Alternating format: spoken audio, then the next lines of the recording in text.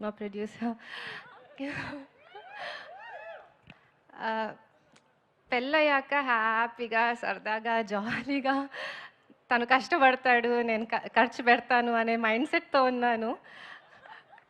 కానీ కిరణ్‌కి ఎప్పుడూ సందడి సందడిగా ఉండాలి, అందరూ జనాల చుట్టూ ఉండాలి, ఒక అందరూ ఏదో ఒక పని చేయాలి, హడావిడి ఉండాలి అని ఉంటుంది ఎప్పుడు.